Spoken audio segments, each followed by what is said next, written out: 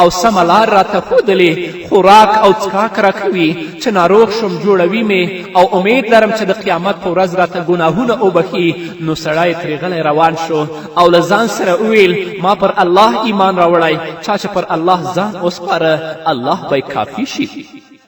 نو تاسو هم ګرانو خویندو په هر وخت کې ځانونه الله ته وسپارئ. څوک نشته چې ستاسو نه درد لرې کړي، څوک نشته چې وروسته د مرګ نه تاسو را ژوندي کړي، څوک نشته دی چې ستاسو نه ستونزې او تکلیفونه لرې کړي غیر د الله نه. نو خپلې ټولې چارې الله ته وسپارئ، الله څخه هیله منې اوسیږئ. امید دی چې په دنیا کې هم د نړۍ نیکمرغه ښځې وګرځئ او په آخرت کې هم الله رب العزت تاسو نیکمرغه وګرځوي. همدارنګه ګرانو خویندو نیکمرغي شته، خو که څوک وپلټي هیڅ یو انسان له خپل ځان پرته په بل څه کې نیکمرغي نشي ترلاسه کولی، خو بیا هم ورته پکار ده چې نیکمرغي ته د رسیدلو غوره لارې چارې ولټوي. د نیکمرغي ترلاسه کولو لپاره هغه غوره لارې چارې دا دي چې انسان باید ریښتونی، زړور، له کار او خلکو سره مینه، له نورو سره مرسته کوونکی او له ځانځاني څخه پاک او د ژوند وجدان خاوند وي، ځکه چې نیکمرغي څه ټوکه نه ده بلکې یو روښانه حقیقت دی چې ډیر خلک ترې خوند اخلي او موږ هم ګټه ترې اخیستلی شو. که موږ خپل ځان ته ځیر شو نو د خپل ژوند له تجربو نه ډیر څه ترلاسه کولی شو او له ډیرو رواني ناروغیو خلاصون موندلی شو او خپل دا رنګین ژوند چې الله رب العزت را بخلی دی نور یې هم پسې ښه کولی شو او له انکار، مخالفت او بدمرغي پرته هم تیرولی شو. خو دې خبرو ته لا تر اوسه پورې زموږ خویندې نه دي متوجه شوي. ښځه فقط غمونه بې وخته زړوي او بوډۍ کوي یې. نه خویندو، بې وخته غمونه پرېږدئ، نیکمرغي شته خو تاسې وپلټئ. تاسو ځان نه ریښتینې جوړې کړئ، له کار او د الله سره مینه پیدا کړئ، له نورو خویندو او مظلومانو سره مرسته وکړئ، د پاک وجدان او د حیا خاوندانې شئ. الله رب العزت به تاسو نیکمرغه کړي. او که خدای مکړه زموږ ژوند په غفلت کې تیر شه، زموږ ژوند داسې تیر شه چې کله هم دې ته متوجه نشو چې زموږ نیکمرغي په څه کې ده، الله راته څه پیغام لري، رسول الله راته څه پیغام لري، نو بیا نیکمرغي نشته. په دنیا کې به هم خدای مکړه بدمرغه او په آخرت کې به هم الله څخه مسئوله یاست. همدارنګه که زموږ خویندې غواړي چې نیکمرغي ترلاسه کړي، په نړۍ کې نیکمرغه ښځې وګرځي، الله یې جنت ته داخلې کړي، هغوی دې ښکلي اخلاق غوره کړي، ځکه ښکلي اخلاق د زړونو جنت دی. خلک د انسان لپاره د هندارې حیثیت لري. کله چې انسان له نورو سره ښه چار او چلند کوي نو خلک به هم ورسره ښه اخلاق کوي، نو اعصاب به آرام او زړه به خوشحاله او په دوستانه فضا کې به ژوند تیروي. خو که انسان خپله بد اخلاقه وي نو خلک به هم ورسره بد اخلاقي، سختي او بدژبي کوي، ځکه څوک چې د بل احترام نه کوي نو بل یې هم احترام نه کوي. د ښو اخلاقو خاوند ډاډمن وي، له عصبي او رواني ناروغیو خوندي وي. پر دې سربیره ښه اخلاق د الله تعالی بندگی ده او اسلام پرې ټینګار کړی دی، لکه چې الله رب العزت فرمایي خذ العفو وامر بالعرف واعرض عن الجاهلین. د نرمي او تیریدنې لار غوره کړه، د ښو چارو کوونکی اوسه او له ناپوهانو سره من ښله. په بل ځای کې الله رب العزت د خپل پیغمبر په ستاینه کې داسې فرمایلي فبما رحمة من الله لنت لهم ولو كنت فظا غليظ القلب لانفضوا من حولك فاعف عنهم واستغفر لهم وشاورهم في الأمر فإذا عزمت فتوكل على الله إن الله يحب المتوكلين. ای پیغمبره، دا د الله لوی رحمت دی چې ته د دې خلکو لپاره ډیر نرم خویه جوړ شوی. که داسې نه وای او ته توندخویه او سخت زړه وای نو دا ټول به ستا له شاوخوا نه خواره شوي وای، تښتېدلي به وای. د دوی خطاوې وبخه، د دوی لپاره بښنه وغواړه او د دین په چارو کې هغوی ته هم په مشوره کې برخه ورکړه. بیا چې ستا اراده پر کومه رایه ټینګه شي نو پر الله توکل وکړه. د الله هغه خلک خوښیږي چې د هماغه په ډاډینه کار کوي. همدارنګه نبی کریم صلی الله علیه وسلم فرمایي إن أحبكم إلي أحاسنكم أخلاقا الموطئون أكنافا الذين يألفون ويؤلفون وإن أبغضكم إلي المشاؤون بالنميمة المفرقون بين الأحبة الملتمسون للبراء العيب. رسول الله صلی الله علیه وسلم فرمایي په تاسې کې ماته ډېر خوښ هغه څوک دی چې اخلاق یې ښه وي، له خلکو سره مینه کوي او خلک له دوی سره مینه کوي، او ډېر ناخوښ ماته هغه څوک دی چې د خلکو ترمنځ شیطانت کوي، دوستان سره جلا کوي او په پاکو خلکو کې عیبونه لټوي. نراشئ د رسول اکرم صلی الله علیه وسلم ویناوي او پیغامونه واورئ. که په دې باندې عمل وکړو زموږ خویندې او ورونه، نو الله رب العزت به موږ نیکمرغه وګرځوي. که زموږ خویندې دې ځان ته د ښایسته اخلاق غوره کړي، خپل خاوند سره، خپل مور سره، خپل پلار سره، خپلې کورنۍ سره، تر څو چې په کورنۍ کې د ټولو د سترګو توره وګرځي، او که خدای مکړه هغه په بدو باندې اخته وي، اخلاق نه لري، انسانیت نه لري، نو په کورنۍ کې هم منفوره، په ټولنۍ کې هم منفوره، الله څخه هم بدمرغه او منفوره. الله رب العزت دې په موږ باندې رحم وکړي. الله دې موږ ته او زموږ خویندو ته هدایت وکړي. همدارنګه ګرانو خویندو، په الله پورې له غم او اندېښنو څخه پناه وغواړئ. کله چې په تاسې غم راځي، کله چې په تاسې باندې اندېښنې راځي، نو د الله رب العزت نه د غم او د اندېښنو پناه وغواړئ. الله رب العزت به غم او اندېښنې ستاسو نه لرې کړي، تاسو به نیکمرغه وګرځئ. یو شاعر وایي: ولو ان النساء كمن عرفنا لفضلت النساء على الرجال. که ښځې د هغه چا په څیر شي چې موږ یې پیژنو، نو له سړیو به ښځې غوره شي. زه فکر نه کوم چې کوم هوښیار انسان تازگی او خوشحالي نه خوښوي، او زما په اند به هیڅ داسې مؤمن نه وي چې سپیروالی او ناهیلي به د هغه خوښیږي. خو ډېر ځل پر یو چا حالات داسې لاسبري شي چې خوښي او ډاډ یې ختم کړي. له دې امله که څوک الله مکړه له داسې حالاتو سره مخ شي، نو په کار ده چې د الله لور ته خپل پام راواړوي، چې الله یې له هغه مصیبته خلاص کړي. ځکه چې د غم څپو ته ورغاړې وتل لا پسې د تیارو تل ته ورپرېوتل دي، او دې سره په کارونو کې کمزوري رامنځته کوي. له همدې امله به رسول الله صلی الله علیه وسلم خپلو ملګرو ته له داسې آفتونو نه د خلاصي لپاره دعا ورکوله چې په داسې حالاتو کې له الله رب العزت څخه د خلاصون دعا وغواړئ. لکه چې حضرت ابو سعید خدري رضی الله تعالی عنه فرمایي: یوه ورځ رسول الله صلی الله علیه وسلم جومات ته راننوت، نو په جومات کې ناڅاپه پر ابو امامه رضی الله تعالی عنه سترګې ولګېدې. نو ویې پوښته چې ای ابو امامه، څنګه په جومات کې د لمانځه له وخته پرته ناست یې؟ ابو امامه رضی الله تعالی عنه رسول الله ته عرض وکړه: ای د الله رسوله، غمونه او کورونه راغاړې وتې دي. نبی کریم صلی الله علیه وسلم ورته وویل: داسې کلمات درته ونه ښیم چې په ویلو به الله تعالی در پیښ غمونه ختم او کورونه دې خلاص کړي. ابو امامه رضی الله تعالی عنه فرمایي: ما عرض وکړه چې ای د الله رسوله، ولې نه راته یې وښایاست؟ نو نبی کریم صلی الله علیه وسلم راته وفرمایل: کله دې چې سبا که، یعنې د ورځې په پیل کې دغه کلمات ووایه: اللهم انی اعوذ بک من الهم والحزن، واعوذ بک من العجز والکسل، واعوذ بک من الجبن والبخل، واعوذ بک من غلبة الدین وقهر الرجال. ای الله، زه په تا پورې له کمعقلي، سستی، بېزړهتوب، بخیلتیا، د قرض له ډېرېدو او د خلکو له غصې نه پناه غواړم. ابو امامه رضی الله تعالی عنه فرمایي: ما دا کار وکړه، نو الله رب العزت مې غمونه ختم او قرضونه یې راڅخه ادا کړل.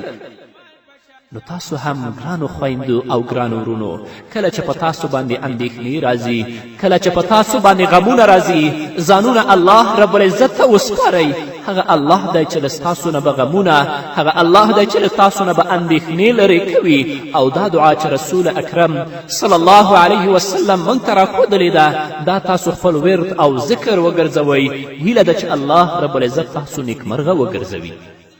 خو نه، موږ د الله در پریښی،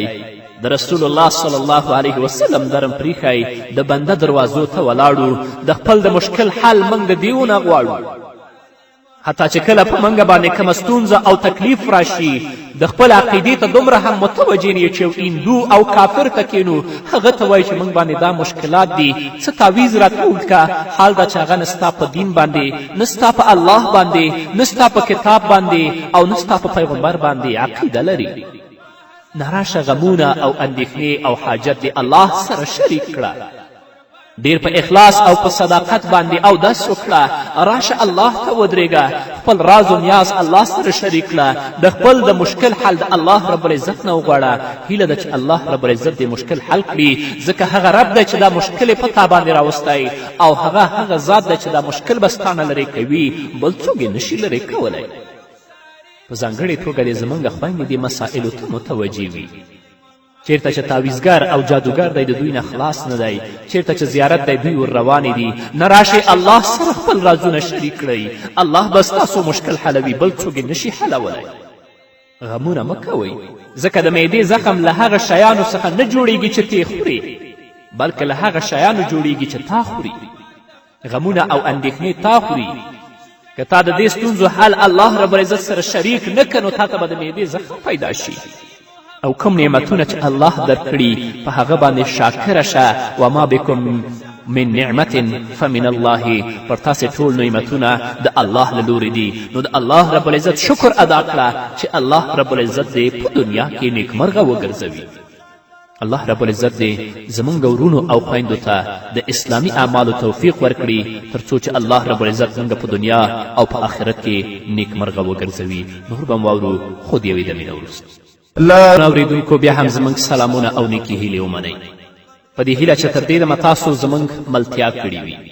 همدارنګه ګرانو خویندو که تاسو غواړئ چې په نړۍ کې نیکمرغه ښځې شئ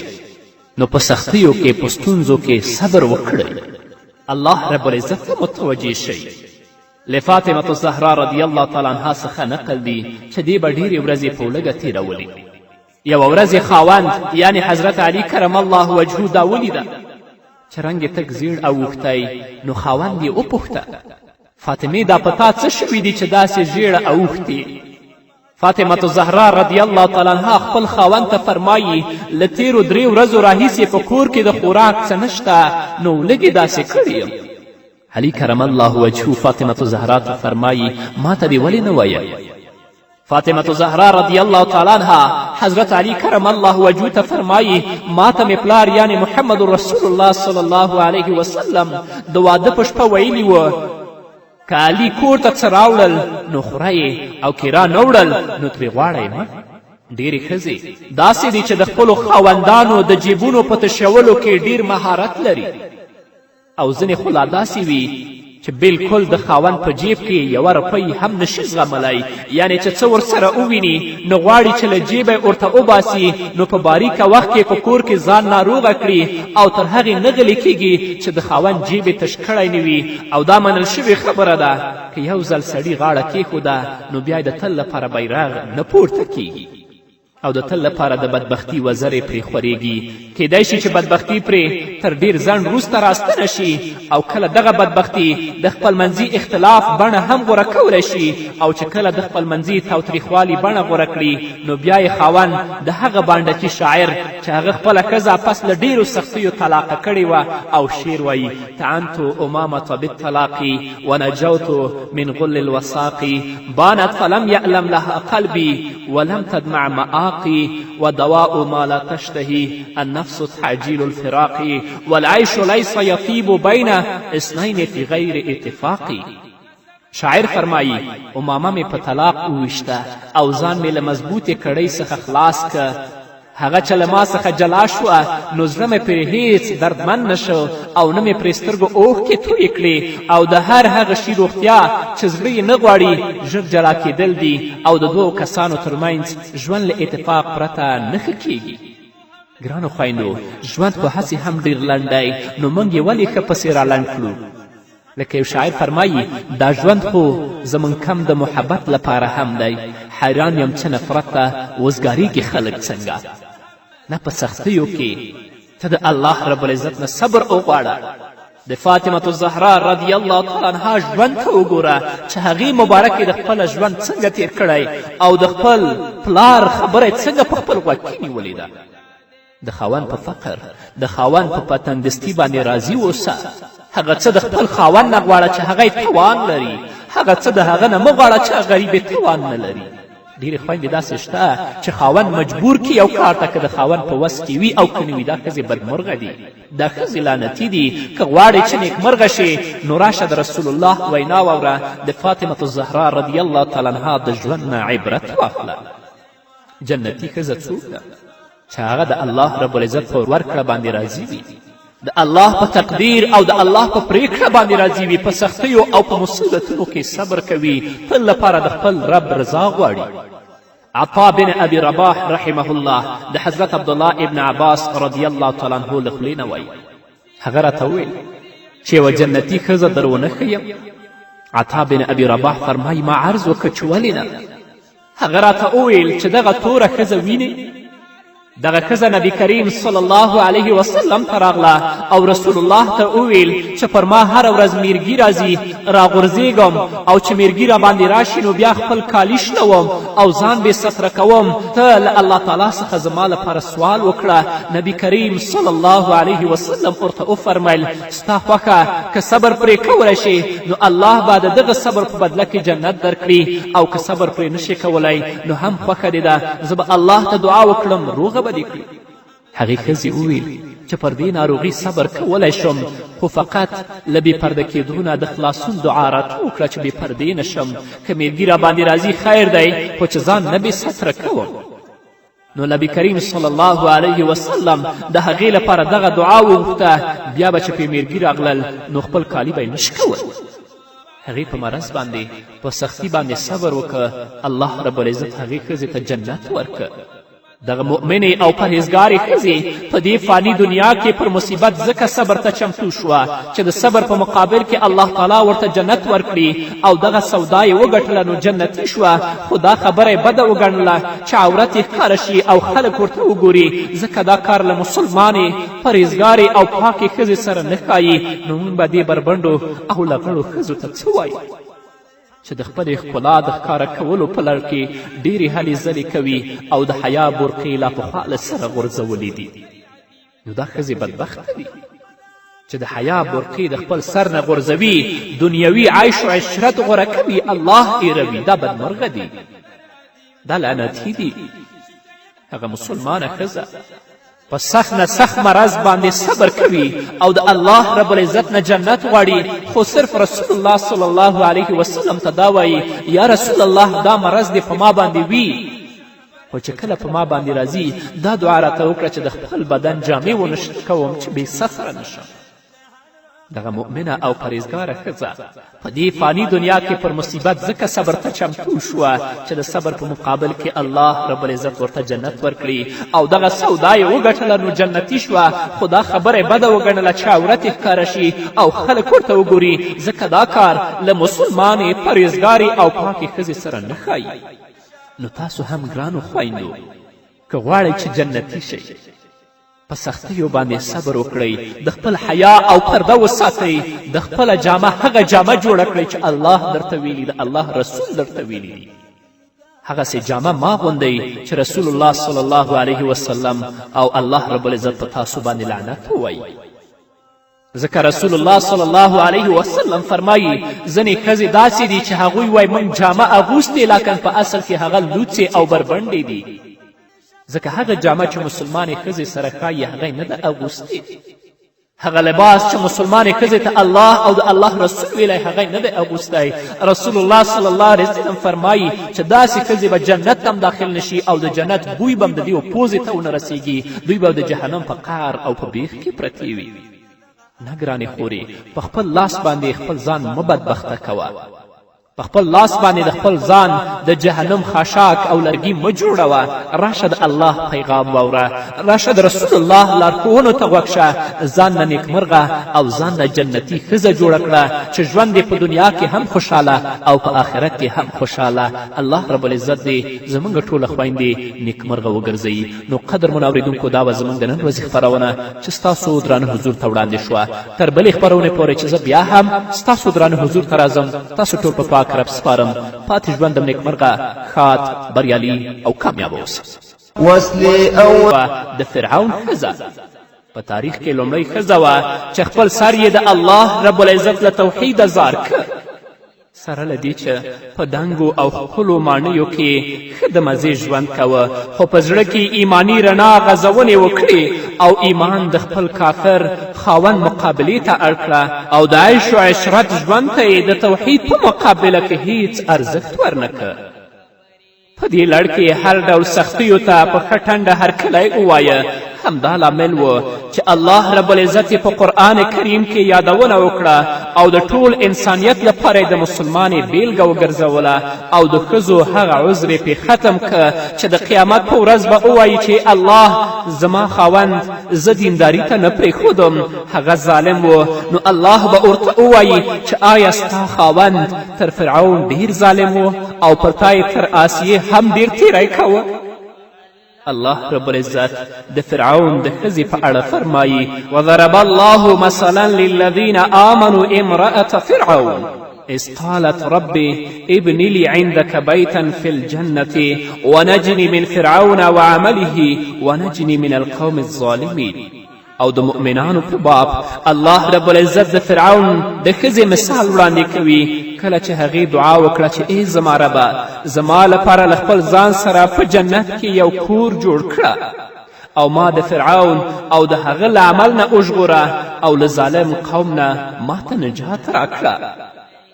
د دې آیت په تفسیر کې مفسرین کرام لیکي چې آسیه له کور نه مخکې د الله قرب اختیار کړ ځکه رسول الله صلی الله علیه وسلم یې نوم د نړۍ په کاملو ښځو کې وشمیره په حدیث شریف کې رسول اکرم صلی الله علیه وسلم فرمایي چې په خلکو کې ډیر کامل خلک شته خو په ښځو کې د فرعون له ښځې آسیې او د مریم بنت عمران او عایشې پرته کاملې ښځې نشته او دا پورتنۍ ښځې په نورو ښځو دومره لوړوالی لري لکه په خوړو کې چې خوږه حلوا ده نو ګرانې خورې ته هم د دنیا په عیش و عشرت باندې مه دوکه کیږه راشه د الله رب العزت اوامرو ته غاړه کیده د رسول اکرم صلی الله علیه وسلم ویناوې په خلاصو غوږونو واوره چې په نړۍ کې نیکمرغه ښځه شي همدارنګه دا مه وایه چې زما خاوند ظالم دی ما دینداري ته نه پرېږدي آیا د فرعون بل ظالم په دنیا کې تیر شوی یا به تیر شي آسیه د هغه ښځه وه څنګه د فرعون په مقابل کې ودرېدله د خپل سر د الله د توحید نظار که نو که غواړئ چې د نړۍ نیکمرغه ښځې وګرځئ د الله اوامرو ته غاړه کیدئ همدارنګه ګرانو خویندو خپلې چارې الله ته وسپارئ او په ډاډه زړه تاسو ویدې شئ شاعر فرمایي عسى الله ان یشفی المواجع انه الى خلقه قد جاد بالنفحات ژر به الله رب العزت در پیښې ناروغۍ نه شفا در په برخه کړي ځکه چې الله په خپلو بندګانو رحمتونه رالیږلي دي هغه ټولې ښځې چې د الله پر تقدیر خوښې دي له هر لورې په غشو ویشتل شوي دي د بچیو مور و پلار او خپلو خپلوانو بیلتانه ځپلي خو بیا هم غمونو یې زړونو ته لار نه ده کړې او نه یې له سترګو کومه اوښکې راتویې شوې نو د داسې مؤمنو ښځو لپاره زیری دی چې الله به یې ټولې ستونزې هوارې کړي او د اورپېښ مصیبت له امله به الله رب العزت درجې لوړې کړي لکه چې الله فرمایي واستعینوا بالصبر والصلاة وانها لکبیرة الا علی الخاشعین په صبر او لمانځه مرسته وغواړئ په دې کې شک نشته چې لمونځ یو ډیر سخت کار دی خو هغه امر منونکو بندگانو ته سخت نه دی منافقینو ته سخت دی حضرت علی کرم الله وجهه فرمایي چې صبر په ایمان کې داسې درجه لري لکه په ټول بدن کې سر همدارنګه ګرانو خویندو زه تاسې ته په صبر د لوی اجر زیری درکوم چې په جنت الفردوس کې به د الله رب العزت قرب در په برخه شي تاسې ډېرې نیکبخته یاست چې د ایمان تر څنګ مو پر مصیبتونو صبر کړی ځکه چې همدا د بریالیتوب لاره ده او الله رب العزت د صبر کوونکو په اړه فرمایي وبشر الصابرین صبرناکو ته زیری ورکړه نو که ته په کوم مصیبت کې اخته یې د الله په تقدیر او د الله په پریکړه باندې راضي اوسه هر څه الله ته وسپاره الله رب العزت به ستا مشکلات در حل کړي او تل لپاره کوشش وکړئ چې ستاسو زړه بیناوي هلته د الله رب العزت احکامو ته او د الله رب العزت اوامرو ته ځای ورکړئ په خپل ژوند کې هغه عملي کړئ ځکه رښتینی ړوند هماغه دی چې زړه یې ړوند وي. رښتینی ړوند هغه نه ده چې سترګې ړندې وي. په یو کلي کې داسې یو ړوند اوسېده چې ښځه په برخه وه. بچیو یې هم خبره منله او ملګري یې هم وفادار ول. هر اړخیزه نیکبختي یې پر برخه وه، خو یوازې د سترګو کمی یې درلود چې خپله دغه نیکبختي یې په خپلو سترګو باندې لیدلی وای. او ده هم همدغه یو ارمان درلود چې کاش دا هر څه مې لیدلی وای. بله ورځ یو طبیب او یو ډاکټر دغه کلي ته ورغی. نو ړوند ورته ځان راورسوه او د خپل ړوندوالي ګیله یې ورته وکړه چې د بینا کېدو څه دوا راکړه چې سترګې مې بینا شي. طبیب او ډاکټر ورته څه دارو او درمل ورکړل چې دا خوره سترګې به دې ښې شي. او طبیب دا سپارښتنه ورته هم وکړه کله چې ته رڼا ووینې نو ورخطا کیږي به نه. ړانده به هره ورځ په خپل ټاکلي وخت دوا خوړله او هغه پرهیز به ورسره کوه چې طبیب او ډاکټر ورښودلی و. بله ورځ په خپله باغچه کې ناست و چې ناڅاپه یې سترګو کار پیل که. نړۍ یې په خپلو سترګو ولیده. له خوښي نه یې ټوپونه وهل او د کور په لور یې منډه واخیست چې خپلې مخلصې او خواخوږې ښځې ته دغه زیری واوروي. چې د کور په دروازه ورننوت نو خپله مخلصه ښځه یې له هماغه وفادار دوست سره بوخته ولیده. بیرته راستون شو چې خپل هغه منونکی زوی وګوري نو پر هغې هم په داسې حال سترګې ولګېدې چې د ده مال یې غلا کوه. نور یې د صبر کاسه تر مورګو راډکه شوې ده او دغه هر څه ورته له زغمه وتلي ول. نو په لاره کې یو پروت میخ او سیخ یې راپورته که او په خپلو دواړو سترګو یې ور وټومبه چې له دې ړوند ښه یمه. نو ځکه رښتینی ړوند هغه دی چې د هغه زړه ړوند وي. رښتینی ړوند هغه نه دی چې د هغه سترګې ړندې وي. نو کوشش وکئ ګرانو خویندو چې تاسو خپله زړه بینا کړئ. هغه د الله رب العزت اوامر او د الله رب العزت احکام چې تاسو اورئ په خپل ژوند کې هغه ته د عمل جامه ور واغوندئ. تاسې به د نړۍ نیکمرغه ښځې وګرځئ. الله رب العزت به په دنیا او په آخرت کې تاسو ته عزت درکړي او ښایسته ژوند به ستاسو په برخه شي. د دنیا په عیش و عشرت باندې کله هم مه دوکه کیږئ. خپل اخلاق، خپل جامه، خپل عمل او د خپل کردار د الله د کلام موافق، د رسول الله د ویناو موافق جوړ کړئ. د نړۍ نیکمرغه ښځې به شئ. همدارنګه ګرانو خویندو د غچ اخیستنې اور ته پوکی مه وهئ، که نه نو تاسو خپله به ښکار شئ. ځینې خلک داسې وي که څوک ورسره بد کوي نو دوی یې پر بدو سترګې پټوي. د چا په خبرو پسې دومره نه ګرځي، له خپل حق نه خلکو ته ورتیریږي او په خپل حق هم له چا سره شخړه نه کوي. خو د دې پر عکس ځینې خلک بیا له سره بښنه نه پیژني او خپل یو وړوکی حق هم چاته نه پرېږدي، بلکې د ترلاسه کولو لپاره یې ښې هلې ځلې کوي. نو دا ډول خلک تل له خلکو سره لاس او ګریوان وي. ښکاره خبره ده چې دغه بخونکي خلک خوښ او سوکاله ژوند لري، د هر چا خوښ وي او د بریالیتوب هره دروازه پر مخ پرانستې وي. او د دې پر عکس هغه خلک چې له بښنې سره سر و کار نه لري، بښنه نه پیژني، تل لپاره د غچ اخیستو په سوچ او فکر کې وي، دا خلک تل له اندېښنو سره مخ وي، ځکه دوی د هر چا په خبرو پسې غوږ وي چې له دې امله پر عصبي ناروغۍ سربیره د یو شمېر ناروغیو ښکار کیږي. خلک هم ترې کرکه کوي او ځان ترې ډډې ته کوي. نو د داسې خلکو په وړاندې د بریالیتوب ټولې دروازې تړلې وي. د رسول الله صلی الله علیه وسلم مبارک خوی او عادت همدا و که رسول الله ته به د دوه کارونو په غوره کولو کې اختیار ورکړی شو نو آسانه به رسول الله غوره کوه، خو په دې شرط چې د الله نافرمانی به پکې نه راتله، ځکه که هغه په ګرانو پسې ګرځېدلی نو بیا خو به خلکو ترې کرکه کولی. همداراز رسول الله صلی الله علیه وسلم فرمایي پر هغه چا دې رحمت وي چې په اخیستلو او خرڅولو کې له درګذر نه کار اخلي. نو تاسو هم ګرانو خویندو که غواړئ چې د نړۍ نیکبخته ښځې وګرځئ،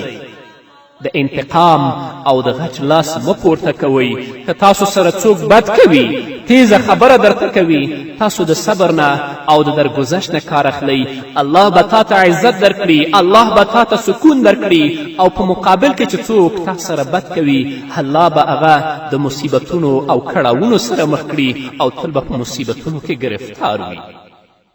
د انسان نیکبختي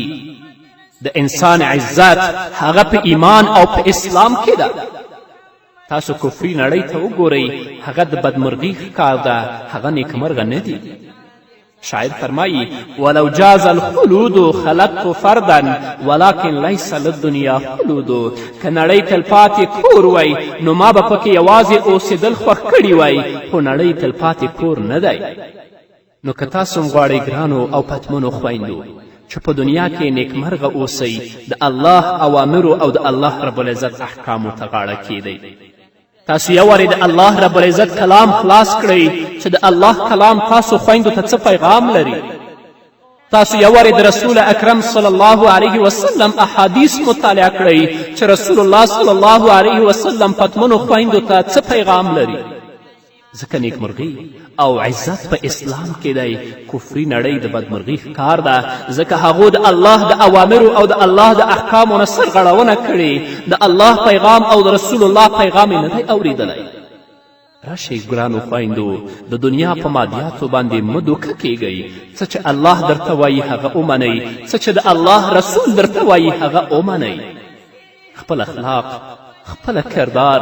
خپل عمل خپل جامه د الله د دین مطابق عیار کړئ الله به تاسو نیکمرغه ښځې وګرځوي په دنیا کې به هم یادیږئ او وروسته د مرګ نه به مسلمانان درپسې دعا کوي او په آخرت کې به الله رب العزت د عایشې و آسیې او فاطمې تر څنګ تاته په جنت کې ځای درکوي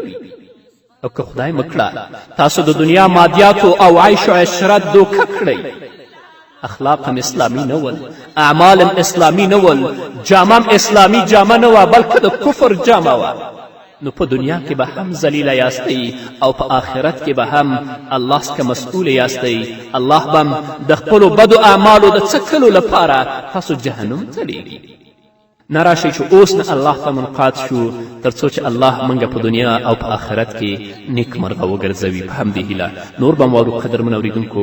خو د یوې دمې نه وروسته ما وزي لكورا کور ودانو د کور شمیاست ما وزي لكورا کور ودانو د کور شمیاست ما باسی د باندې خپل زینت خپلا خوندو ما منی د غرد انجوګانو یون ما خوندو ما باسی د باندې خپل زینت خپلا خوندو ما منی د غرد انجوګانو یون ما خوندو خی عیسی په ستر په حجاب هم په حیا خوندو ما منی د غرد انجوګانو یون ما خوندو ما منی د غرد انجوګانو یون ما خوندو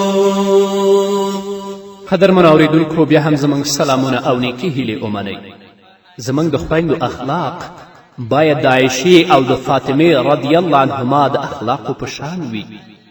ځکه مؤمنه او نیکبخته ښځه هماغه ده چې د خپلو هیلو د ترلاسه کولو لپاره خپل خاوند نه تنګوي بلکې پر هغه څه صبر او قناعت کوي چې الله ورپه برخه کړي وي او د داسې ښځو لپاره د رسول الله صلی الله علیه وسلم کورنی ژوند غوره بیلګه او نمونه ده لکه حضرت عروه له خپلې ترور عایشې رضی الله عنها نه نقل کوي چې ماته وفرمیل ای خوریه قسم په الله چې په میاشتو به د رسول الله په کور کې اور نه بلیده یعنی د پخلی به څه نه وه چې موږ به ورپسې اور بل کړی وی نو عروه خپل ترور عایشه رضی الله تعالی عنها وپوښتله چې تاسې به په څه ګزاره کوله عایشې رضی الله عنها ورته وفرمیل چې پر دوو تورو شیانو به م ګزاره کوله یعنی پر خرماو او په اوبو باندې بل دا چې د نبي کریم صلی الله علیه وسلم په ګاونډ کې څه انصار اوسېدل چې هغوی ګډې او وزې درلودې نو هغوی به کله ناکله شیدې هم د رسول الله صلی الله علیه وسلم کور ته لیږلې موږ به په هغو باندې ګزاره کوله ګرانو خویندو تاسو د عایشې رضی الله تعالی عنها ژوند وګورئ د هغه نه عبرت او درس واخلئ او د الله رب العزت په تقدیر باندې تاسو خوښې شئ د ابراهیم علیه السلام ښځې او د اسماعیل علیه السلام ګرانې مور څومره په زړه پورې خبره کړې هغه مهال چې ابراهیم علیه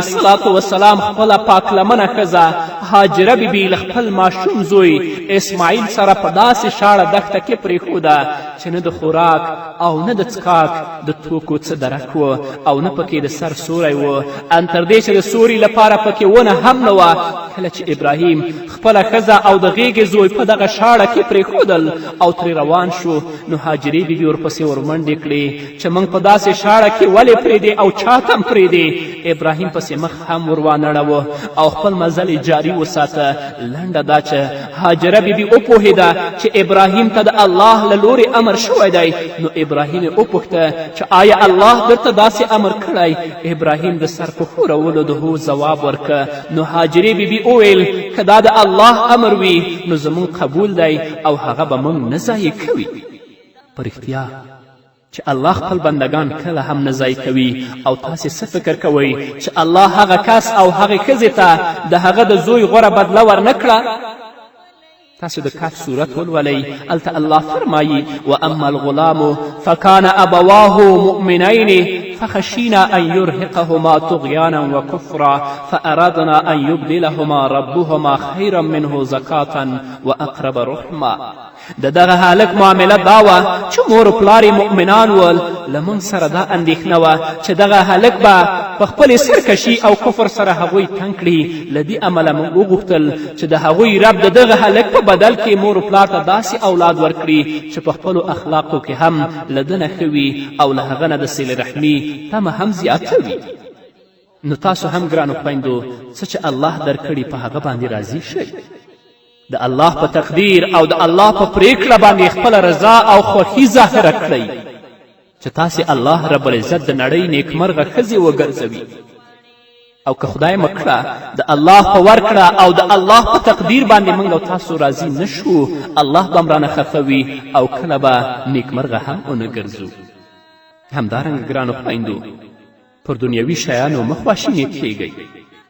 کومه ښځه چې د نړۍ پر فاني کېدو باوري شي چې دا نړۍ فاني او فنا کېدونکې ده او په دنیوي ژوند کې انسان له ډول ډول حالاتو سره مخ کیږي نو دغسې ښځه بیا پر هیڅ دنیوي شی افسوس نه کوي او نه د کوم شي په ضایع کېدلو ناهیلې کیږي نو له دې امله تاسې باید د کوم شي پر ضایع کېدو اندېښمنې او غمجنې نه شئ ځکه چې تر دې دنیوي ژوند وروسته ستاسې لپاره یو بل نه ختمېدونکی ژوند شته او تاسې پر دې هم باوري یاست چې له خپل پالونکي او پروردګار سره به مخ کیږئ او دا ستاسې نیکمرغي ده ځکه چې نامسلمانې او کافرې ښځې نه د آخرت په ورځ ایمان لري او نه له الله سره د مخ کېدو تمه لري نو ځکه د هغوی ژوند بېمانا او پیکه دی رښتیا هم هغه ښځه نیکمرغه ده چې د آخرت په ورځ ایمان لري او د هغه لپاره خواري کوي او د دې برعکس هغه څوک هلاک او تباه دی چې ایمان یې کمزوری او د آخرت ورځې هیروي هسې وګورئ چې له ایمان نه پرته اوچتې ماڼۍ او ګاڼې څه ارزښت لري او له تقوا پرته لوی لوی سندونه څه حیثیت لري که په حکومت او سوداګري نیکمرغي ترلاسه کیدای شوی نو داسې پاچایان او وزیران به مو نه تر سترګو کیدی چې په تنګسه کې ژوند تیروي له ستونزو او مصیبتونو سر ټکوي خو موږ او تاسې که زیر شو نو د ګردې نړۍ پاچایان او وزیران له ډول ډول ستونزو او مصیبتونو سره لاس او ګریوان دي نه ګرانې خورې پر دنیوي شیانو مه خواشینې کیږه بلکې دا غواړه چې الله رب العزت څنګه ستانه خوشحاله شي او د الله رب العزت رضا په خپلو نیکو اعمالو کې لټوه یو ځل رومیانو د مسلمانانو پر یوه سیمه برید وکړ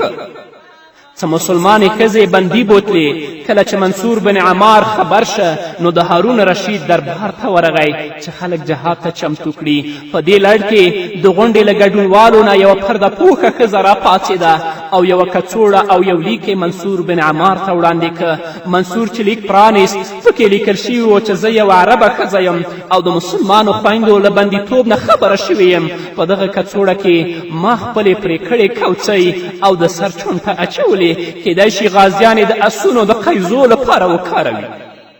یعنې کیدای شي د غازیانو اسونه قیزو ته اړتیا ولري نو د زما کوڅۍ دې د دغه لپاره وکاروي. خپل ویښتې یې پرې کړي وه. نو کیدای شي چې الله تعالی زما پر دې حالت ولورېږي او زموږ ښه ورځ راستنه کړي. دا د هغه پتمنو خویندو سرښندنه او ایمان و چې تر پیړیو پورې د مسلمانانو د سرلوړي لامل شوه. کاش که نن هم د دغه منصور په څېر شازلمیان او د دغه خور په څېر څو خویندې په اسلامي ټولنه کې وی نو ولې به مو زلمي د بېغمي او بېغیرتي په درانه خوب ویده وی او د خویندو عزت به مو د بګرام ګونتنامو او د ابو غریب په زندانونو کې نه پایمالېدلی. او که کومه خور دغه ډول قرباني نشي کولی نو لږ تر لږه خو خپل ځان په قابو کې ساتلی شي چې زموږ زلمي د دوی او د شیطان په لومو کې وننښلي او د خپل راتلونکي په اړه فکر کولو ته وزګار شي. منصور د دغه لیک په لوستلو دومره وژړل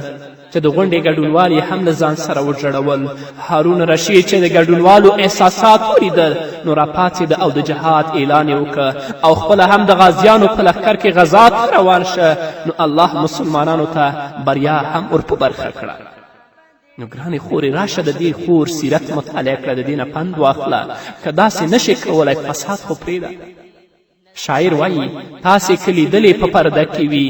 حسن څومره ښکلی په پرده کې وي پیغلې که حیا را سره وپالي هله به مو کلی په پرده کې وي. حیا خو وکړئ.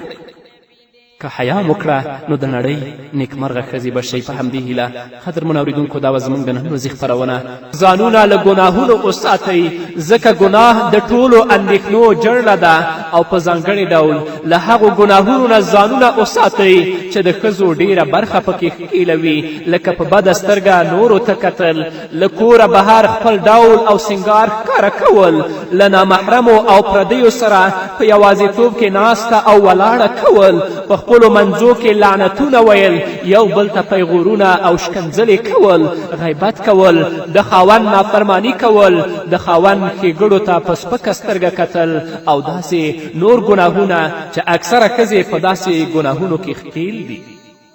خو ګرانې خورې ته له داسې ګناهونو نه ځان وساته او د الله له غصې نه وډار شه ځکه الله نه ویره به ستا د نیکمرغي لامل شي او الله رب العزت به درنه راضي شي. اندېښنې پرېږده که د اندېښنو ستونزو او مصیبتونو په ګرداب کې ښکیل شي نو په لوړ غږ دا کلمه ووایه چې لا اله الا الله محمد رسول الله. صبر وکړه په اندېښنو باندې ځکه الله وایي فصبر جمیل، صبر ښه شی دی.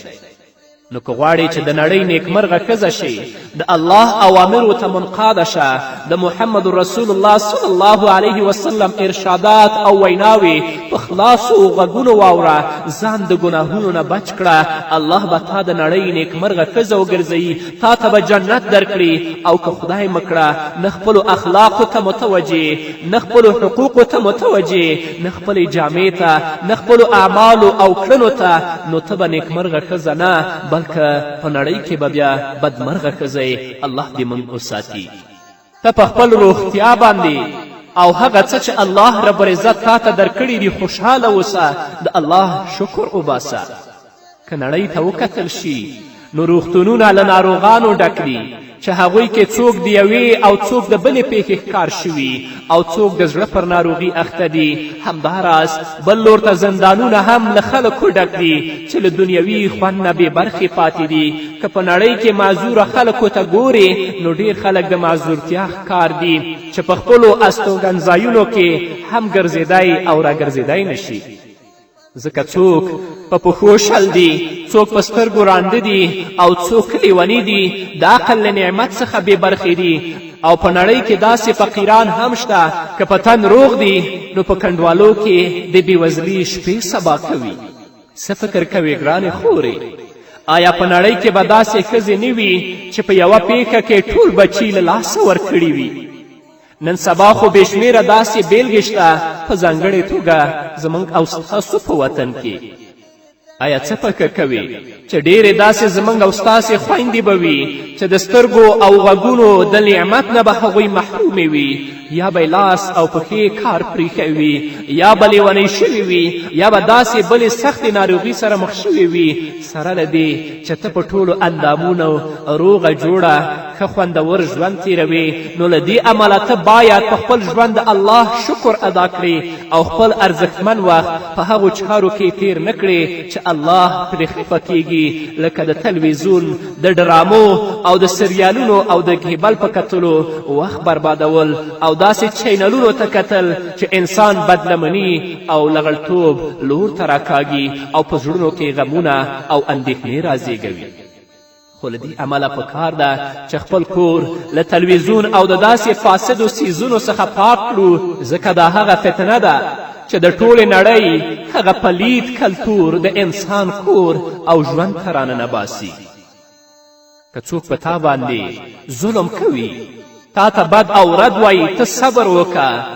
ظالم د قیامت ورځې ته پرېږده ځکه هلته به یوازې د الله رب العزت ذات قاضي وي او پریکړه به الله کوي او که په مشکل کې د الله نه هیله لره چې د دې نه به وروسته الله په تا باندې اسانتیا راولي. خو کومه ژوند کومه روغتیا او کومه صحت چې الله تا ته درکړی د هغې شکر ادا کړه. پاسه د الله عبادت وکړه. الله ته منقاده شه. په غفلت کې خپل ژوند مه تېروه.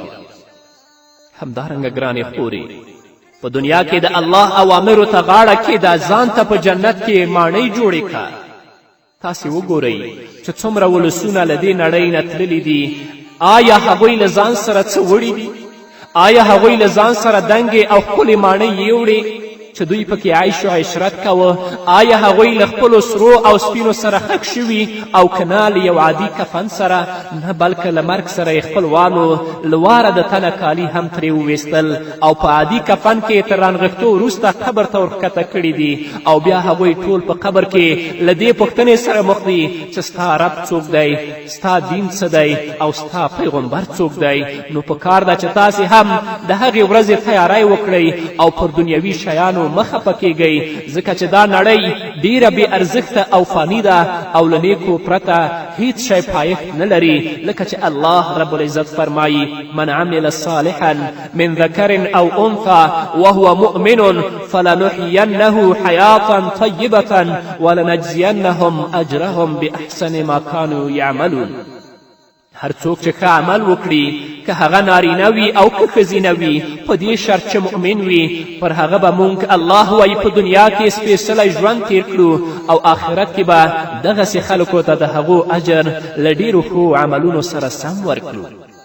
که ته ناروغه یې خفه کېږه مه، دا د الله نعمت دی په تا باندې. ناروغي یو داسې لست دی چې زیری پکې نغښتل شوی او روغتیا یوه ډېره لوړ بیه ګاڼه ده. په هر وخت کې د الله رب العزت شکر ادا کړئ، الله ته متوجه اوسئ او د خپل آخرت ژوند ښایسته کړئ. شاعر فرمایي ان کان عندک یا زمان بقیة مما یهان به الکرام فهاتها. ای زمانې کله تا سره داسې صفاتې وي چې عزتمند سپکوي نو رایې کړه. له دې امله پکار ده چې له هر هغه شي ډډه وشي چې وخت بربادوي، لکه ناروا انځورونه کتل، غیر اخلاقي ناولونه او یا د ملحد ډوله خلکو کتابونه لستل یا د فاسدو او د مفسدو د خپرونو اوریدل.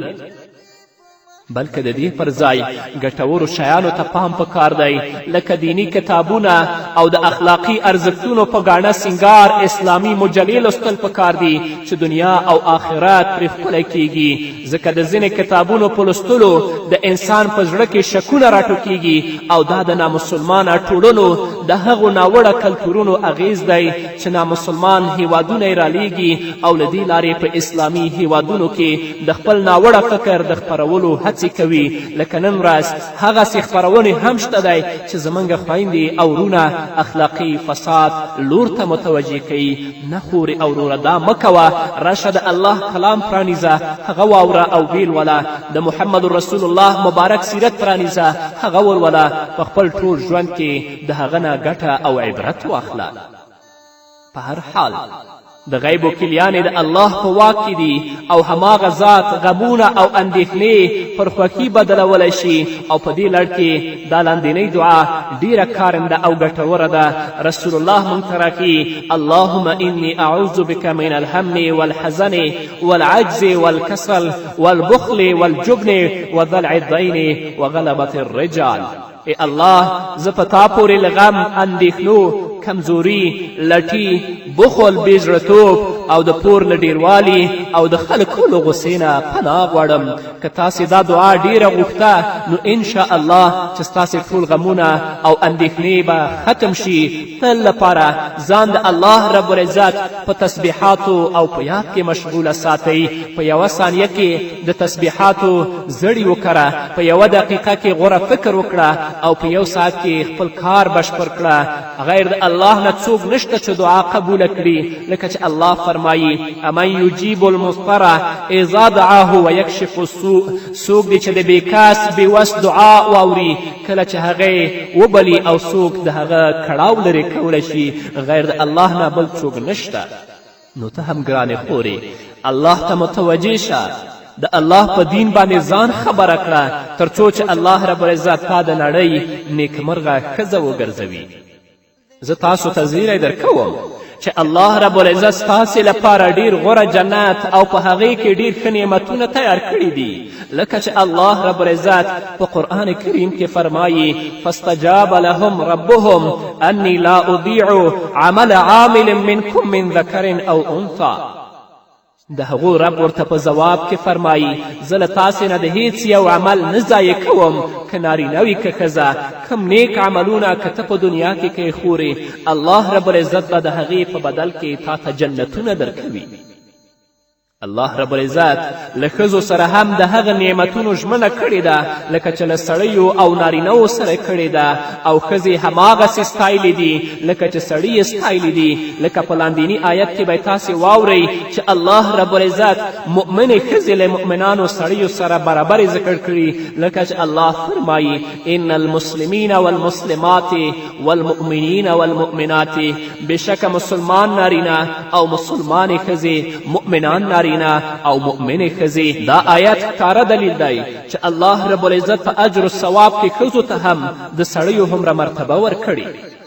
له دې امله پکار ده چې تاسې هم پر نیکو او ښو چارو کلکې پاتې شئ په کور او ټولنه کې ضرب المثل شئ او د خپل امت د زلمیو لپاره غوره بیلګه او د نصیحت لامل شئ په خپل ژوند کې د آسیې بیبي چې د فرعون ښځه وه مریم خدیجې عایشې اسما او د فاطمې رضی الله عنهن په څېر د ښځو پلیونه شئ ځکه دغه سپېڅلې هستي د ښېګړو بیلګې او داسې رښتینې مؤمنانې وې چې د ورځې به روژه وي او ټوله شپه به یې په تهجدو تېروله نو که تاسې د هغوی لار تعقیب کړئ تاسې به هم نیکمرغه او له خوښي ډک ژوند ولرئ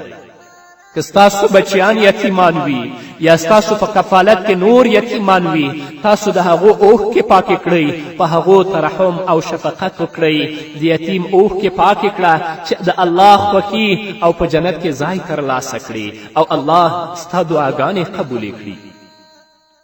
زه بیا هم په ټینګار سره درته وایم چې الله نه د اجر او ثواب تمه ولرې او که ته له کوم غم او یا اندېښنې سره مخ یې نو پوه شه چې دا ستا د ګناهونو لپاره کفاره ده که الله مکړه کم زوی دې مړ شي نو پوه شه چې دغه مړ زوی به د قیامت په ورځ د الله په حضور کې ستا شفاعت کوي همداراز که له هر ډول ستونزې سره مخ شي نو د الله له دربار څخه د اجر او ثواب تمه ولره دغه ثواب به دې له الله سره خوندي وي هغه وړه او که لویه ستونزه وي نو الله به یې درته په هماغه کچه اجر او ثواب درکوي لکه د ولږې تندې خپل اجر دی د ناروغي په هر آه او زګیروي درته خپل اجر درکول کیږي ځکه د الله په وړاندې هیڅ عمل بیکاره نه ځي او ستونزې زغمل خو ډیر لوی نیک عمل دی چې دې ته صبر وایي او الله د مؤمن د عملونو داسې ساتنه کوي لکه چا چې له یو دوست سره څه امانت پرېښی وي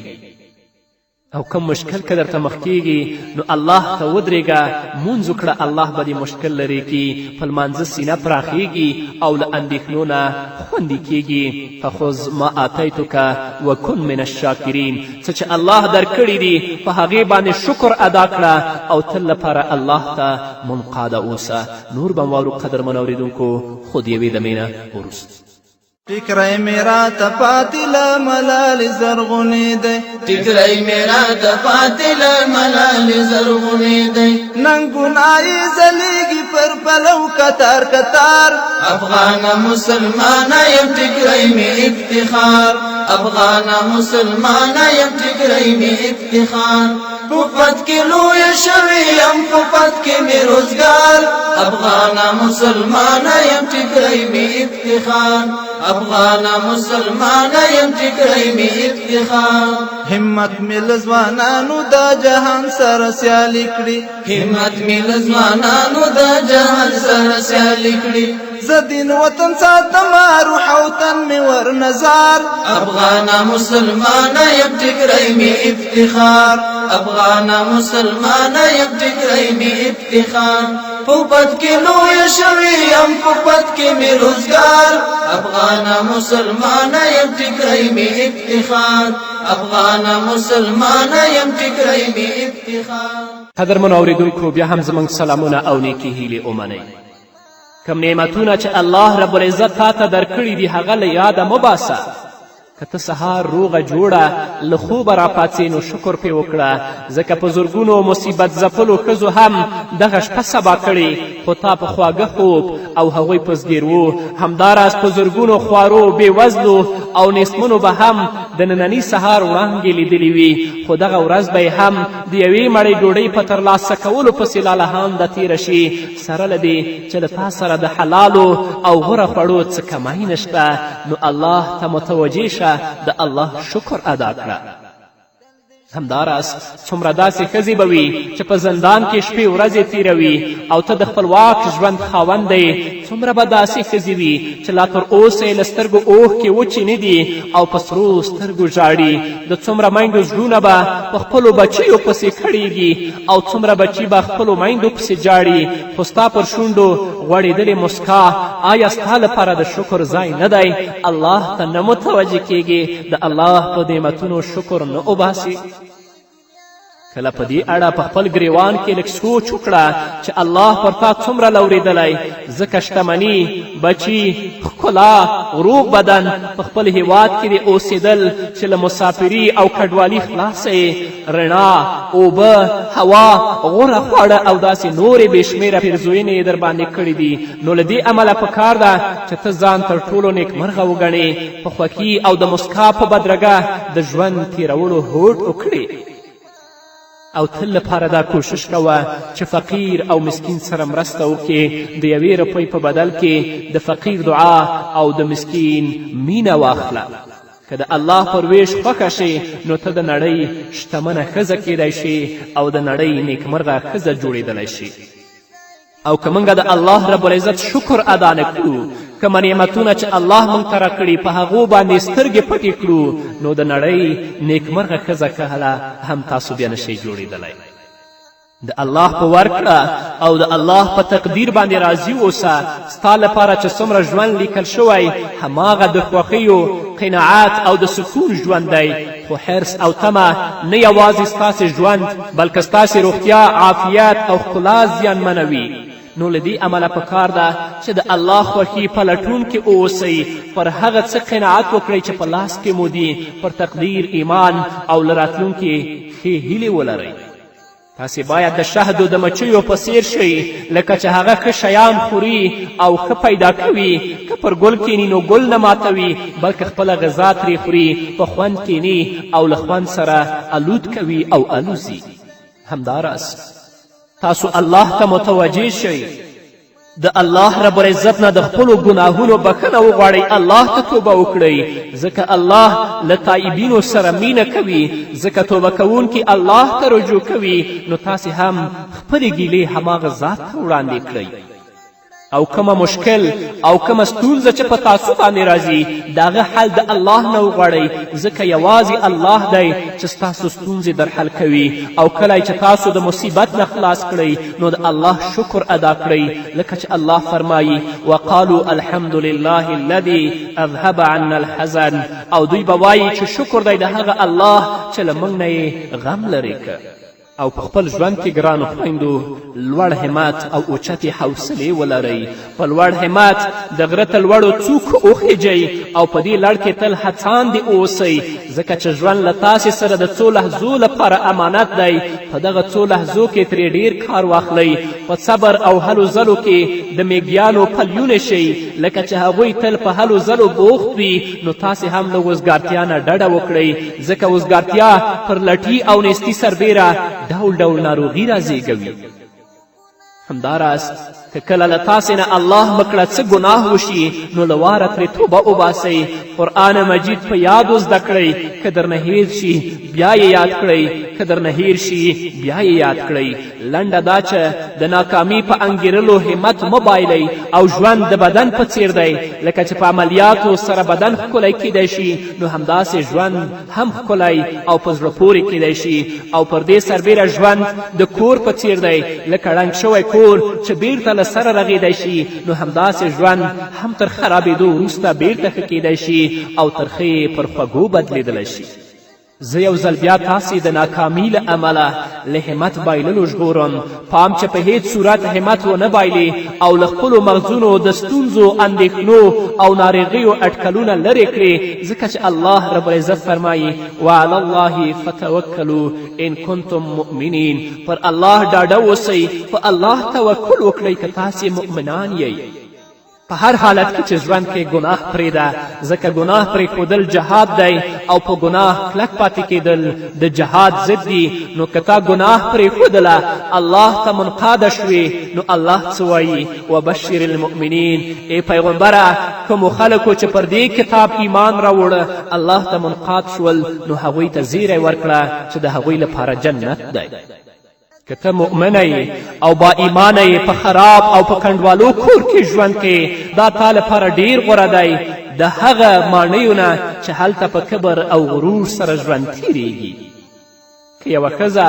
په خرابو کوټو کې اوسیږي خو د خپل رب عبادت کوي، 5 وخته لمونځ کوي او د روژې په مبارکه میاشت کې روژې نیسي، نو دا تر هغې ښځې ډیره نیکمرغه ده چې په خپلو دنګو ماڼیو کې د پیادهګانو په شتون کې په ویاړ او غرور کې ژوند تیروي. همداراز هغه مؤمنه ښځه چې په خرابو کوټو کې او په خراب کور کې اوسیږي، د عادي اوبو په څښلو ګزاره کوي، په لاس کې قرآن کریم او تسبیح وي، نو دا تر هغې ښځې 1000 ځله غوره او نیکمرغه ده چې پر بخملي بستره خوب کوي خو له خپل رب نه ناخبره او د سنتو له تابعداري نه بې برخې وي. له دې امله پکار ده چې تاسې د نیکمرغي پر معنا وپوهیږئ، ځکه د نیکمرغي معنا هغه نه ده چې ځینې خلکو په خپلو زړونو کې انځور کړي، یعنی د هغوی په اند مال، دولت، دنیوي شان و شوکت، ښه کور او ښه خواړه نیکمرغي ده. خو داسې نه ده، بلکې نیکمرغي د زړه خوښي، د وجدان سکون، د روح راحت، د عقل سالمیت او قناعت دی. او په دې پوه شئ راحت او سکون به هغه چا لپاره وي چې هغه د الله اوامرو ته غاړه کیږي. چې ظالم وي په خلکو باندې تیری کوي هغه لپاره سکون نشته. داسې خلک کله راحت موندلی شي چې مسلمان زوروي او یا په مسلمان باندې تیری کوي. په هر حالت کې په الله باندې توکل وکړه، لکه چې الله فرمایي وتوکل علی الحی الذي لا یموت. ای محمده پر هغه الله توکل وکړه چې ژوندی دی او هیڅکله مړ کیدونکی نه دی. نو ګرانې خورې که ته غواړې چې په نړۍ کې نیکمرغه ښځه شې نو راشه د الله کلام واوره، د محمد رسول الله ارشادات واوره، د رسول الله سیرت واوره، په خپل ژوند کې د هغه نه ګټه واخله، په شان د آسیې و فاطمې و خدیجې و عایشې غوندې چې هغوی د نړۍ نیکمرغه ښځې وې، الله جنتونه ورکړل، ته به هم نیکمرغه ښځه شې. په همدې هیله قدرمنو اورېدونکو دا وه زموږ د نن ورځې خپرونه چې ستاسو درانه حضور ته وړاندې شوه. تر بلې خپرونې پورې چې زه بیا هم ستاسو درانه حضور ته راځم، تاسو ټول په پاک رب سپارم. پاتې ژوند نیکمرغه، ښاد، بریالي او کامیاب اوسه. پر خپلا عنعنا یم د پردیو پیښې نکړم، پر خپلا عنعنا یم د پردیو پیښې نکړم، په غوږ کې مې نیولی نصیحت د مور او پلار. افغانه مسلمانه یم ټیکری مې افتخار، افغانه مسلمانه یم ټیکری مې افتخار. پوپت کی لوی شویم پوپت کی می روزگار افغان مسلمان یم ټیکری می افتخار افغان مسلمان یم ټیکری می افتخار د غر تر لنډ لغړو ښایسته یم بلکې د مجازي مینې او عشقي خیالاتو اړوند کیسې لوستل او اوریدل انسان له خپل اوسني حال نه لرې باسي د الله رب العزت په غضب او په لعنت کې ګرفتاروي. نه راشه خورې د الله کلام خلاص کړه، د محمد رسول الله صلی الله علیه وسلم مبارک سیرت خلاص کړه، هغه ولوله او په خپل ژوند کې د هغو نه ګټه واخله. راشه د الله کلام واوره، د علماو د مبلغینو د بلونکو خبرې واوره، په ژوند کې د دیو نه ګټه واخله. نه هغه مزخرفې خپرونې او مزخرفې ویناوې چې واقعا تا د خپل حال نه باسي او د الله غضب ته دې متوجه کوي. نه ګرانې خورې له ځانه د شهدو مچۍ جوړه کړه او د شهدو د مچۍ په څیر په ګلونو کښېنه. د نارواو نه ځان وساته، ته دومره وخت نه لرې چې د نورو نیمګړتیاوې وپلټې او تېروتنې وشمېرې. ځان ته متوجه شه که د الله لارښوونې در سره مل وي نو بیا له څه شي ډارېږې، خو که الله دې خلاف وي نو څوک به دې ترې وژغوري. که غواړې چې الله در سره مل شي د الله ومنه، د الله د رسول ومنه او د هغو اوامرو ته غاړه کښېږده. کینه پرېږده، د کینې اور بدن خوري او د غیرت ډیرښت د اور لمبه کېدل دي. په دا نن ورځ کې الله ته متوجه شه، دا مه کوه چې سبا به کوم یا بله ورځ به کوم. که خپل نننۍ ورځ ښه نه کړې نو سبا ورځ خو هسې هم نه لرې، یعنې هغه خو په یو غیبي نړۍ کې پټه ده، یا به ژوندې یا به مړه وي. له بېځایه او ناوړه بنډارونو څخه ځان په روغه را وباسه، د ښو اخلاقو په ګاڼه ځان تر باغچې هم ښکلی کړه. له نورو سره تر خپله وسه ښېګړه کوه، ځکه چې دا هم د نیکمرغي د لاسته راوړلو یوه لار ده. کینهګر مرګ ته وسپاره او دښمن هیر کړه. تل دې ته متوجه اوسه چې څنګه خپل رب په خپل ژوند کې د خپل ځان نه راضي کړم. نو ای نیکمرغې ښځې، پام چې د خپل ژوند ارزښتمنې شیبې په بېګټو چارو، په غچ اخیستلو، په بحث او مباحثه کې له لاسه ورنه کړې. ګرانې خورې، پام چې د شتمنۍ هوس ته پر روغتیا، نیکمرغي، خوب او سوکالي لومړیتوب ورنه کړې. پام چې د بل نیمګړتیاوې ونه پلټې، پردی غیبت ونه کړې او په خپلو نیمګړتیاوو سترګې پټې نه کړې، بلکې د هر څه نه مخکې خپل نیمګړتیاوو ته متوجه شه. پام چې ځان د هیلو په بېپایه سمندر کې لاهو نه کړې چې د هرې هیلې په ترسره کولو پسې لګیا شې او د ژوند اصلي لوری در څخه ورک شي. پام چې د ځان او کور په پاکوالي او طهارت کې لټي ونه کړې، ځکه چې په دې سره د کور نظام او د کور چارې بې نظمې کړېږي. پام چې له حرامو خوړو او د حرامو څښلو څخه ځان وساتې. پام چې په تیرو پسې ونه جاړې. پام چې د اخروي چارو په اړه ځان په لټي ونه وهې او آخرت ځان نه هیر نه کړې. پام چې په حرامو او نارواو چارو کې خپل وخت او شتمني خرابه نه کړې، بلکې الله ته په هر وخت کې متوجه شه او د الله نه دا وغواړه چې یا ربه ما د نړۍ نیکمرغه ښځه وګرځوه. نو ګرانو خویندو، د خپلې مسکا چینې په پټېدو راولئ چې پر دې زړونه خړوب کړئ. هر هغه خوږه کلمه وکاروئ چې مینه رازیږوي او نفرتونه لرې باسي. هر هغه شی خیراتوئ چې بېوزله خوشحالوي او وږی مړوي.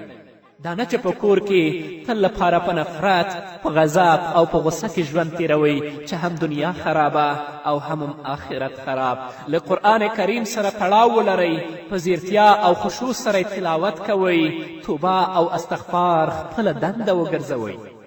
د دې پر ځای چې تاسې مزخرف سریالونه ګورئ،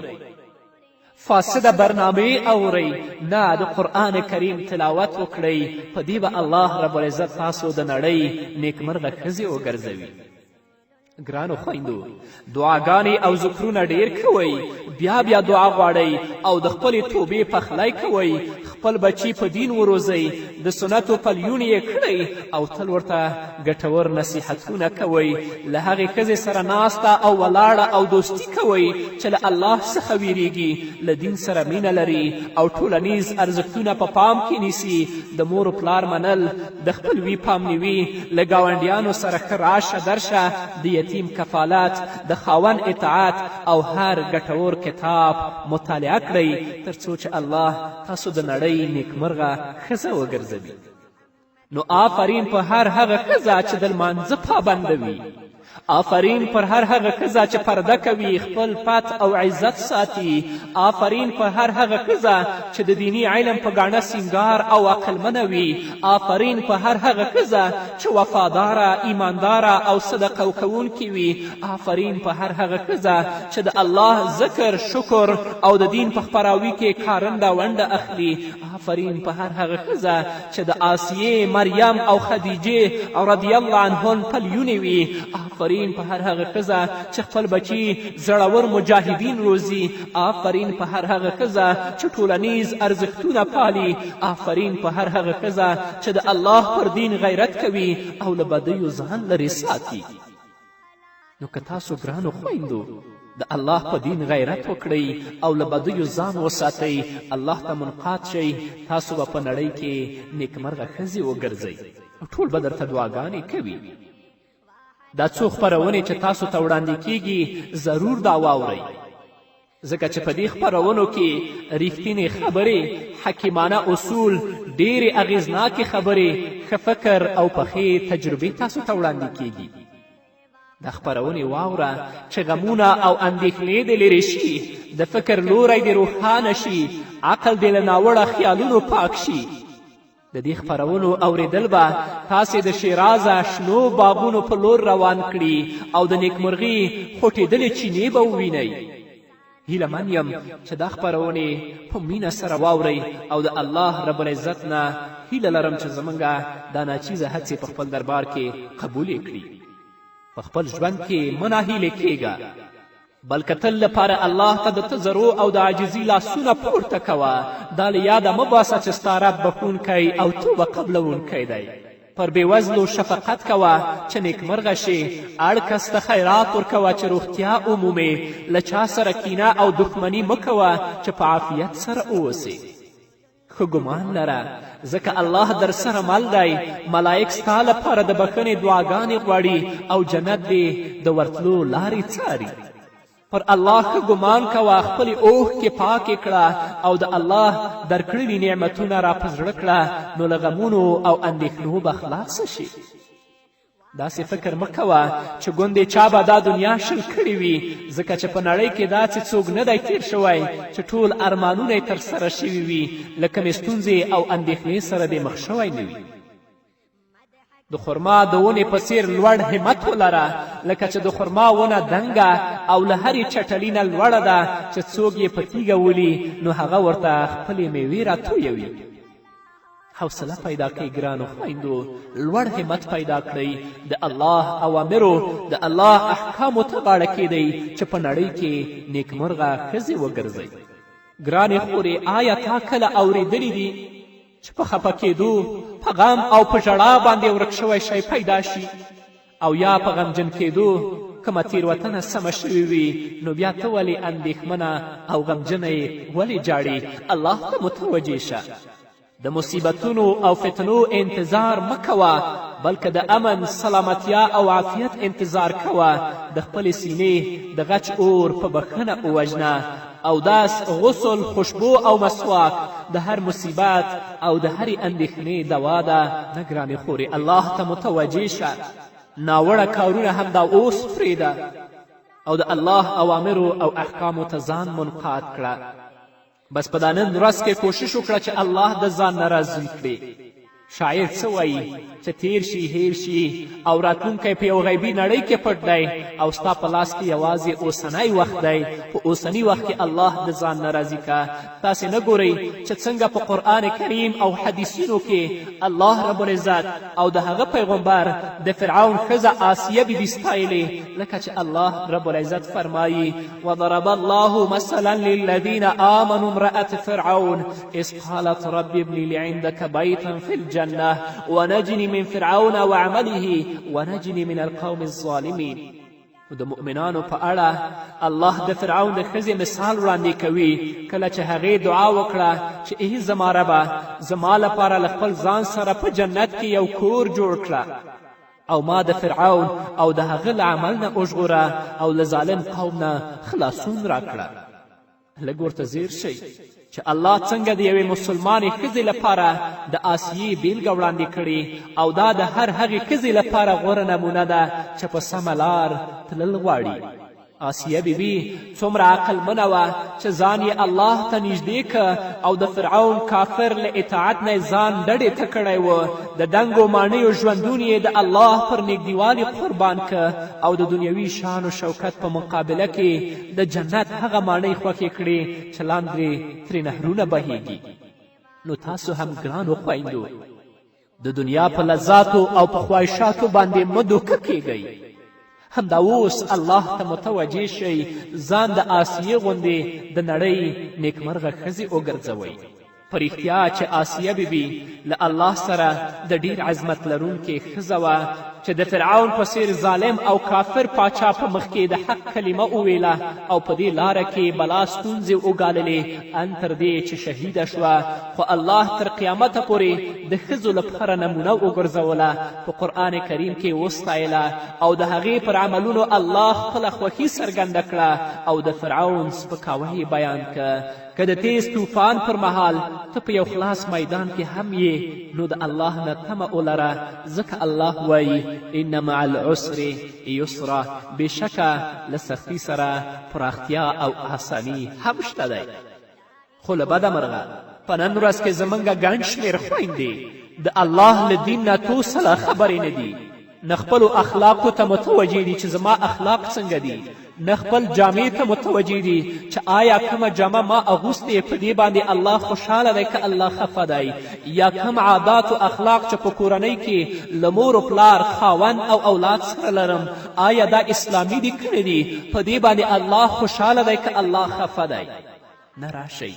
ځان د نړۍ نیکمرغه ښځې وګرځوئ، د الله کلام خلاص کړئ ویل ولئ، د محمد رسول الله صلی الله علیه وسلم احادیث خلاص کړئ ویل ولئ، د هر څه نه مخکې هغوی ته منقاد شئ، غاړه ورته کیږدئ، په خپل انفرادي کورني او ټولنیز ژوند کې د هغوی نه ګټه واخلئ چې الله رب العزت تاسو د نړۍ نیکمرغه ښځې وګرځوي او د هر چا په دعا کې تاسو یاد اوسئ چې هغوی درته د مغفرت او د بخښنې دعاګانې وغواړي. او که خدای مکړه تاسو د الله د کلام نه لرې شئ، د رسول الله ارشادات وانه ورئ، نه خپلو اخلاقو نه خپلو جامو او نه خپلو اعمالو ته متوجه اوسئ، بیا خدای مکړه تاسو به په نړۍ کې بدمرغه ښځې یاستئ او ټول به درته بددعایي کوي او په آخرت کې به هم الله څخه مسؤول یاستئ. الله سره به تاسو د ځواب څه نه لرئ چې بیا به الله ته وړاندې کړئ.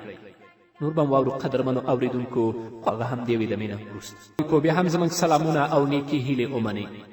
که اوس په اندېښنه کې په کړاو او په مصیبت کې ژوند تیروي، خو الله مه ایروه، ځکه شاعر وایي که اندېښمن وخت څومره هم اوږد شي خو بیا هم د الله لورینې او پیرزوینې د سترګو په رپ انسان ته رارسیږي. زما خوږې خورې، په هره تنګه پسې آسانی وي، په هرې اوښکې پسې مسکا وي او په هرې شپې پسې روڼ سبا شته. د اندېښنو دا تورې ورېځې به لاړې شي، د غم دا شپه به سبا شي، دا ستونزې به انشاءالله هوارې شي، الله به سوکالي در په برخه کړي. خدا په یاد لره چې ستا لپاره په هر حال کې اجر لیکل کیږي. که ته مور یې نو ستا بچي به د اسلام مرستندوی او د دین خدمتګاران وي، خو په دې شرط چې ته یې ښه پالنه او روزنه وکړې، نو همدغه بچي به سبا ته خپل رب ته سر په سجده وي او تا ته به دعاګانې کوي. وګوره یوه مشفقه مور څومره لوړه مرتبه لري چې بچی په سجدو کې ورته دعاګانې کوي او د الله رب العزت نه ورته د بخښنې او د مغفرت دعاګانې غواړي. د ښځو لپاره